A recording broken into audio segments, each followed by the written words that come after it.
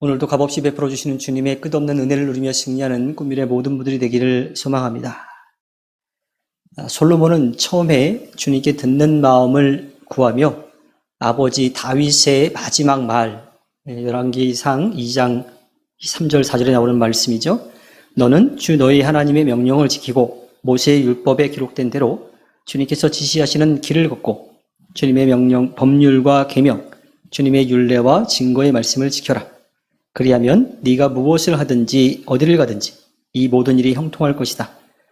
또한 주님께서 전에 나에게 네 자손이 내 앞에서 마음과 정성을 다 기울여서 제 길을 성실하게 걸으면 이스라엘의 임금 자리에 오를 사람이 너에게서 끊어지지 않을 것이다 하고 약속하신 말씀을 이루실 것이다. 이 다윗의 마지막 말을 솔로몬이 처음에는 잘 듣고 따라가는 것 같았어요. 근데 끝까지 지켜내지 못했지요. 열왕기상 11장 11절부터 13절 말씀에 네가 이러한 일을 하였고 내 언약과 내가 너에게 명령한 내 법규를 지키지 아니하였으니 내가 반드시 네게서 왕국을 떼어서 네 신하에게 주겠다. 다만 네가 사는 날 동안에는 네 아버지 다윗을 보아서 그렇게 하지 않겠지만 네 아들 때에 이르러서는 내가 이 나라를 갈라놓겠다. 그러나 이 나라를 갈라서 다 남에게 내어주지는 않고 나의 종 다윗과 내가 선택한 예루살렘을 생각해서 한 지파만은 네 아들에게 주겠다. 결국 솔로몬이 주님만을 믿고 따르지 않고 주변 나라의 우상들을 위한 신전도 만들고 거기에 제사도 함께 지내면서 그에 따른 책임으로 나라가 둘로 쪼개지는 그러한 결과를 맞게 되는 것이요. 주님은 솔로몬의 잘못에 대한 책임으로 나라를 둘로 쪼개시면서요, 이 실로의 예언자 아히야를 통해서 북쪽을 다스릴 새로운 왕으로 여로보암을 세워주십니다. 열왕기상 11장 31절에 여로보암아 내가 너를 이스라엘의 왕으로 삼겠다. 너는 내가 원하는 모든 지역을 다스릴 것이다. 여로보암은요, 능력이 있는 사람으로서 이 솔로몬이 요셉 가문의 부역을 감독하게 한 사람이에요. 성경에서는 그를 아주 부지런한 용사로 그렇게 말을 합니다. 여로보암은요, 이 실로의 예언자 아히야를 통해서 주님이 들려주시는 말씀을 들었어요. 이 말씀은 뭐였냐면 주님이 다윗에게 하신 말씀이고 다윗이 솔로몬에게 전해준 말씀이죠. 열왕기상 11장 38절에 네가 나의 종 다윗이 한 것과 같이 내가 명령한 모든 것을 따르고 내가 가르친 대로 살며 내 율례와 명령을 지켜서 내가 보는 앞에서 바르게 살면 내가 너와 함께 있을 것이며 내가 다윗 왕조를 견고하게 세운 것 같이 네 왕조도 견고하게 세워서 이스라엘을 너에게 맡기겠다. 주님은요, 다윗 왕조만 편애하신 분이 아니었어요. 누구든지 주님의 말씀을 듣고 따를 준비가 되어 있는 사람은 주님께서 불러서 세우시고 또 이를 맡기시는 거지요. 실로의 예언자 아히야를 통해서 주님의 말씀을 들은 여로보암은요, 자신이 왕이 될 거라고 하는 걸 알았죠. 근데 그 사실을 누구도 알았어요? 솔로몬도 알았어요. 그래서 이 여로보암을 죽이려고 합니다. 여로보암은 가만히 있을 수가 없었죠. 그래서 이집트 왕 시삭에게로 도망을 쳐가지고요, 솔로몬이 죽을 때까지 이집트에서 지내게 되었습니다. 우리가 지난주에 함께 나눈 것처럼요, 솔로몬의 뒤를 이어서 이스라엘 민족을 다스릴 왕이 된 이 르호보암이요, 아버지 솔로몬의 좋지 못한 그 모습을 닮아가고 있었습니다. 근데 사람들이 보니까 솔로몬보다 더한 그러한 일을 하려고 하고 있어요. 그러자 북쪽 지파 사람들이 등을 돌리기 시작했죠. 이 솔로몬에게 가가지고, 르호보암에게 가가지고 아버지 솔로몬 때 이렇게 우리를 어렵게 했으니까 우리를 조금 편하게 해달라라고 요청을 할 때에 르호보암에게 보낸 사람이 누구였냐면 여로보암이었어요. 그런데 이 르호보암은 그 말을 듣고서 원로들의 조언을 따르지 않고요, 자신과 함께 자라온 젊은 신하들의 어리석은 이야기를 듣고 고개를 빳빳이 세우고 자신이 왕임내 하고서 자신의 권위를 더 세우고 아버지 솔로몬이 했던 것보다도 더 강하게 백성들을 어렵게 만들 거다라고 그렇게 이야기를 하게 되지요. 결국 그렇게 솔로몬보다도 더한 일을 하겠다라고 하는 르호보암의 이야기를 들은 이스라엘 민족은 등을 돌렸습니다. 그래서 나라가 둘로 쪼개지게 됩니다. 이제 주님이 실로의 예언자 아히야를 통해서 북쪽 지파를 다스리게 하려고 세우신 여로보암이 움직이기 시작합니다. 오늘 우리가 함께 나누는 말씀이죠. 열왕기상 12장 25절에 여로보암이 에브라임의 산지에 있는 세겜성을 도성으로 삼고 얼마 동안 거기에 살다가 분우의 성을 세우고 그리로 도성을 옮겼다. 그러니까 주님이 너에게 나라를 주겠다, 이스라엘 민족을 다스릴 수 있게 왕으로 세워주겠다라고 하는 그 말씀을 듣고 그 일들을 하나하나 밟아가기 시작하고 있습니다. 그런데 여로보암의 믿음이 너무도 약했다라고 하는 것을 우리는 알 수가 있지요. 이 르호보암이 유다 가문과 이 베냐민 지파의 동원령을 내려가지고요, 나머지 지파들과 싸우려고 하고 있었습니다.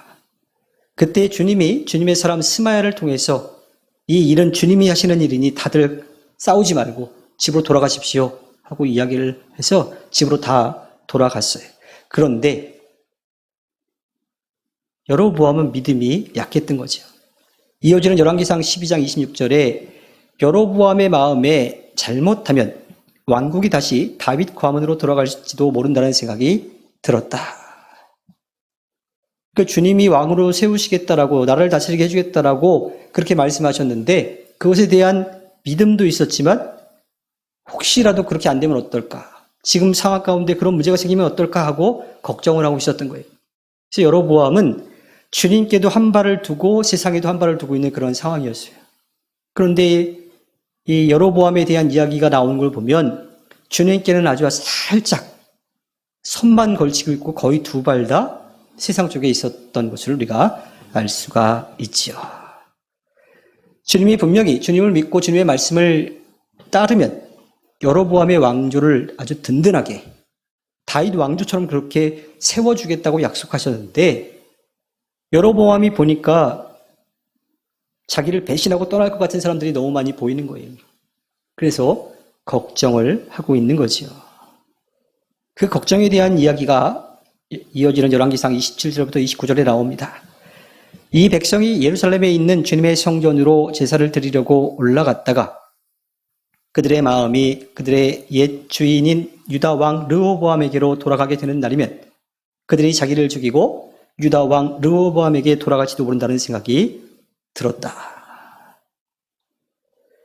그리고 왕은 궁리한 끝에 금송아지 상 2개를 만들었다. 그리고 백성에게 이렇게 말하였다. 예루살렘으로 올라가는 일은 너희에게는 너무나 번거로운 일이다.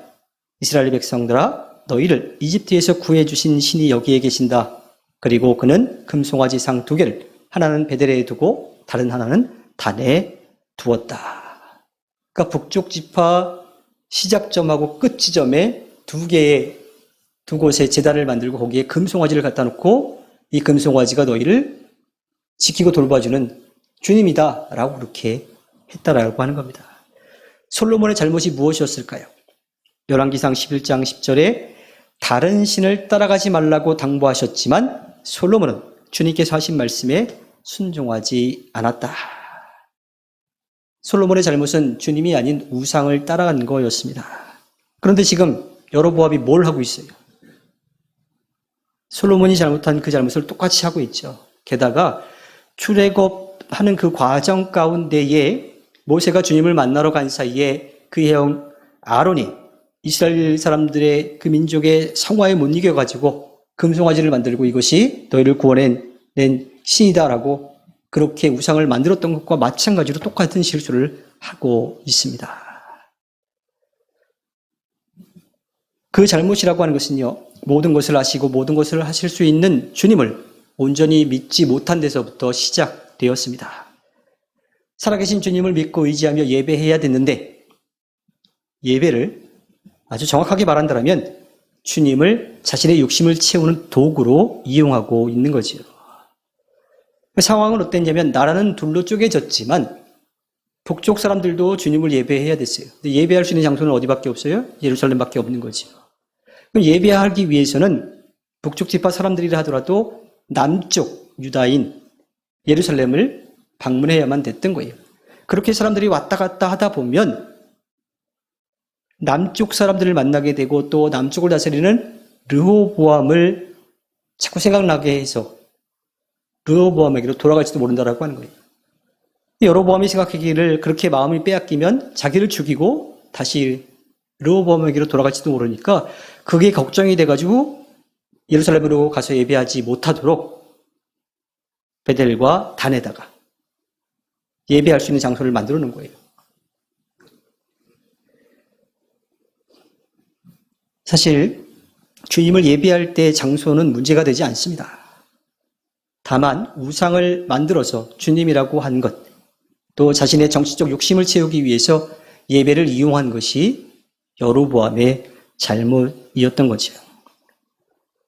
코로나19로 그 수가 훨씬 더 많아지게 되었는데 가나안 성도라고 하는 말이 있죠. 기독교 신앙은 가지고 있지만 교회 공동체에 나가지 않는 사람들이에요.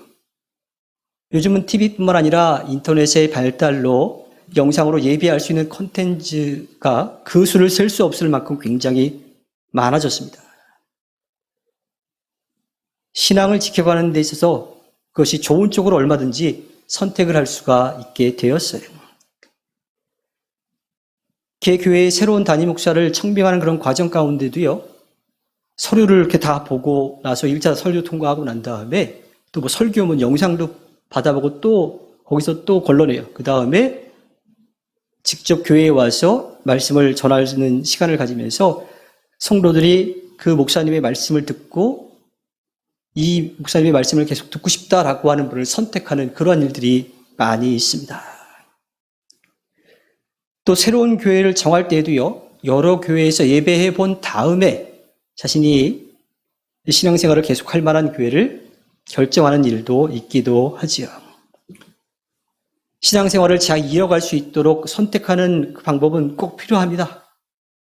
다만 그것이 주님을 예배하는 것보다 앞서서는 안 되지요. 여로보암은 지금 그 잘못을 하고 있습니다.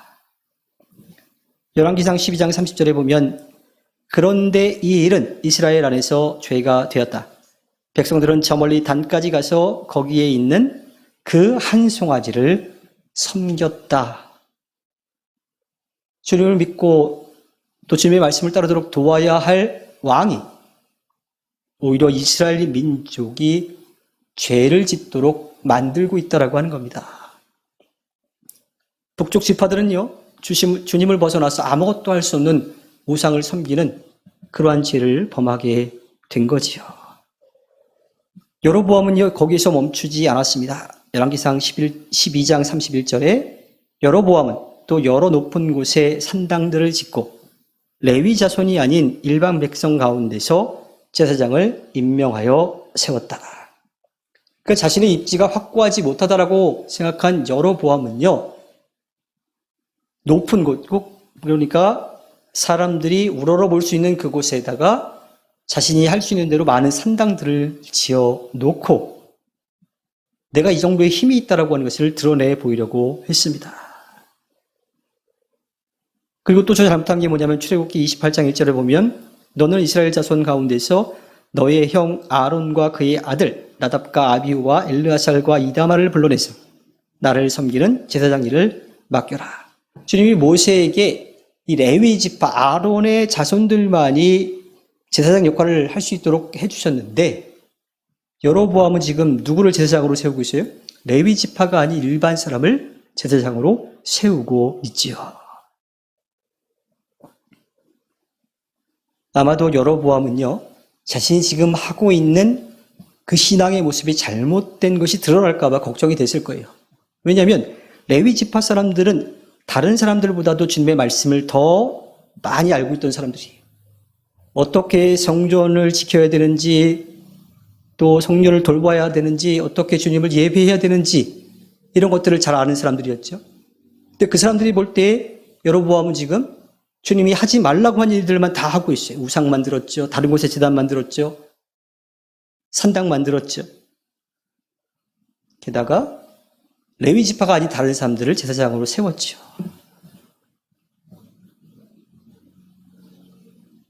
정식으로 레위 지파 사람들을 제사장으로 세웠으면요, 여로보암이 신앙생활을 잘못하고 있다라고 하는 것, 이스라엘 민족을 이 죄를 짓게끔 만들고 있다라고 하는 것이 드러날 수밖에 없었을 거예요. 그래서 아마도 그런 율법이나 주님을 예배하는 방법을 제대로 알지 못하는 사람들을 그냥 대충 몇 주, 몇 시간 교육시켜가지고 제사장 임내하고 그렇게 세웠다라고 하는 겁니다. 결국 주님을 예배하는 장소를 만들고 예배할 수 있도록 해 주었는데 그것이 주님을 위한 장소가 아니라, 주님을 예배하는 장소가 아니라 자기의 입지를 좀 든든하게 세우려고 하는 정치적인 욕심을 채우려고 했던 것이 드러나게 될까봐 여로보암은 것을 감추려고 일반 사람들에게, 보통 사람에게 제사장 역할을 맡겼다라고 하는 겁니다. 이어지는 열왕기상 12장 32절 33절을 보면요, 여로보암은 유다에서 행하는 절기와 비슷하게 하여 8째 달 보름날을 절기로 정하고 베델에다 세운 제단에서 그가 만든 송아지들에게 제사를 드렸으며 그가 만든 베델의 산당에서 제사를 집행할 제사장들도 임명하였다. 왕은 자기 마음대로 정한 8째 달 보름날에 베델에 세운 제단에서 제사를 드렸다. 그는 이스라엘 자손이 지켜야 할 절기를 이렇게 지정하고 자기도 그 제단에 분향을 하려고 올라갔다. 이거는요, 솔로몬이 잘못한 것보다 더 잘못한 거예요. 주님이 지키라고 한 절기를 자기 마음대로 바꿔버린 거죠. 뭐가 된 거예요? 사이비가 된 거죠.